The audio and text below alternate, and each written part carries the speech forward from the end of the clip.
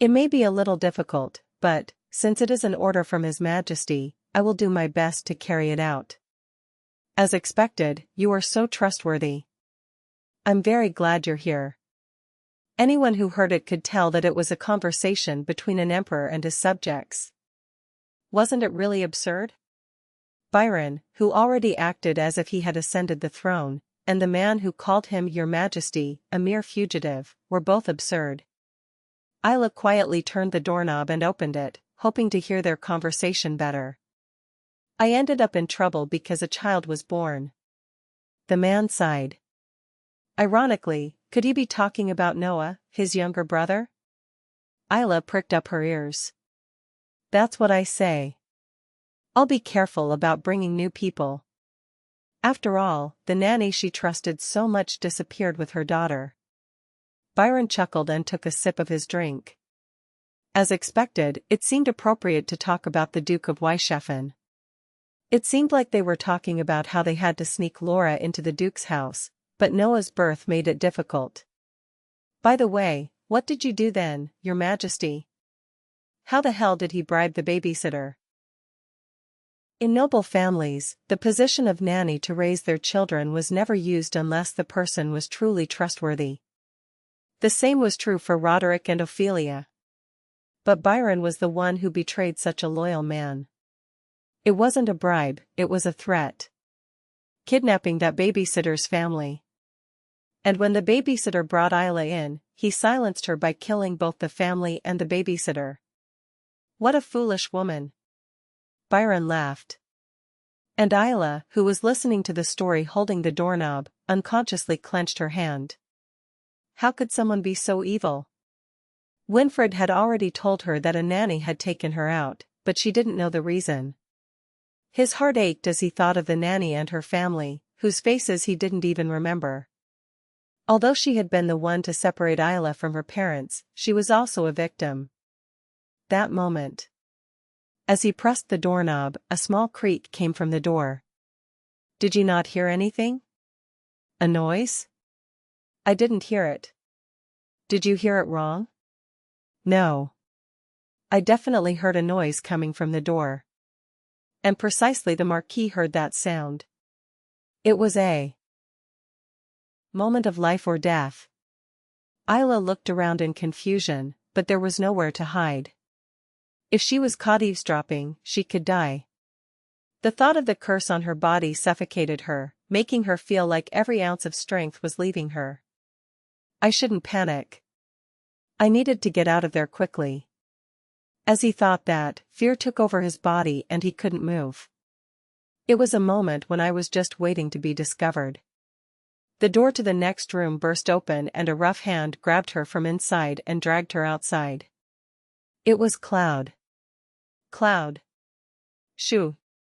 Cloud put his index finger to his lips with a complex expression, as if his emotions were contradictory. She didn't know what the situation was, but since Cloud had saved her from danger, she nodded and kept her mouth shut. Outside the room, footsteps were heard as the Marquis looked around. Soon, there was a knock on the door where she and Cloud were hiding. Cloud, who had hidden Isla in the darkness, carefully opened the door and peeked his head out. What is happening, Your Grace? Have you seen anyone? Well, my door is open. If anyone heard my conversation with His Majesty. The Marquis opened his mouth in a low voice, but unable to hide his emotion. No, I didn't hear anything. I guess I didn't close the door properly when I left. But I definitely heard a squeak. It must have been the sound of a door opening in the wind.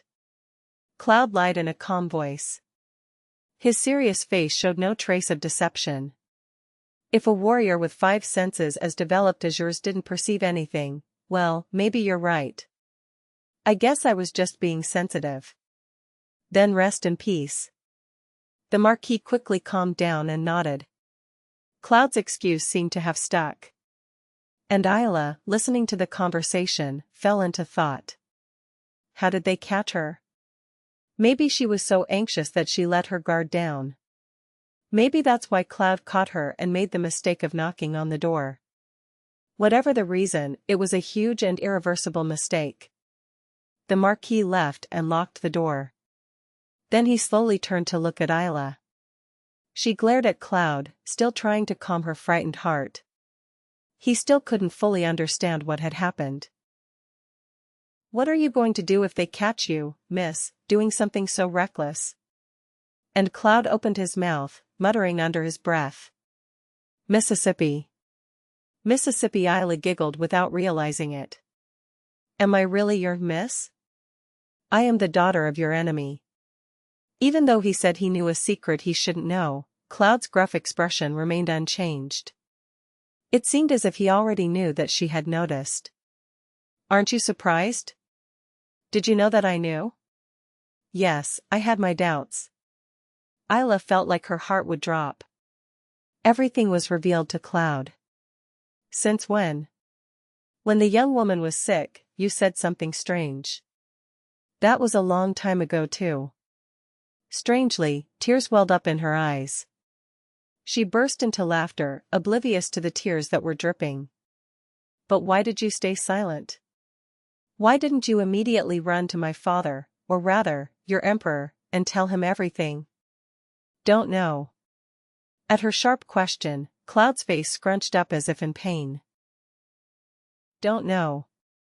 Not even Cloud could understand why he was doing this. He needed to let the owner know that the cards he used and discarded are no longer of use to him. "I needed to do it. Don't you understand? Are you planning to betray Byron? How will you resolve your family's grievances?" Isla wasn't even aware of what she was saying. The fact that Cloud knew his secret and kept quiet was so shocking that he felt like the words he had been holding back were coming out. "You know more than I thought. What does it matter? I'm going to die anyway. The curse on my body is..." Isla was suddenly overcome with fear and could not speak. Cloud held her like a lifeline. If she ran to Byron and told him her secret, then she wouldn't survive. "I'm sorry, miss." Cloud squeezed his eyes shut. The pain was so overwhelming that he couldn't bear to look at Isla. This little girl knew such a cruel truth. The guilt seemed to drown him. "Don't pity me." And Cloud's strange feelings made Isla angry. He seemed to feel sorry for her. Isla didn't want to receive pity from someone who had deceived her entire life.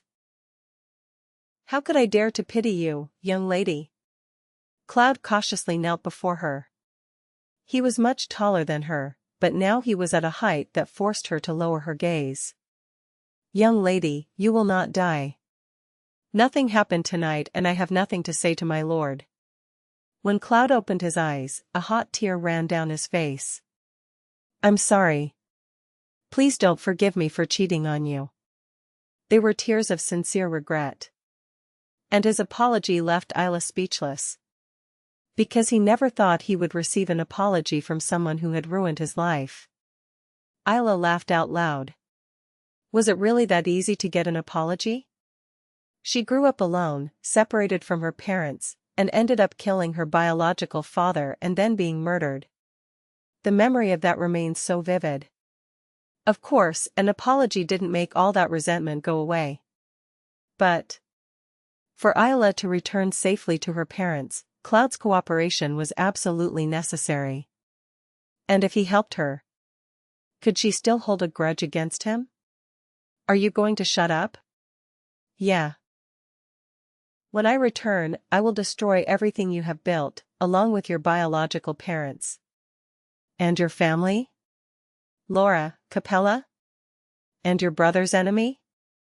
Isla continued questioning him as if she couldn't believe it. She wasn't sure if Cloud understood what it meant to keep quiet like that. "Please forgive Laura. Forgive that girl." Cloud begged her to spare his niece's life, saying he didn't care what happened to her, and something inside Isla felt stir. The sight was both pitiful and disgusting. It was a sight that made him want to vomit. "I have to go back to my room. If I don't hurry, Capella might notice." Isla swallowed the nausea rising in her throat and spoke as calmly as she could.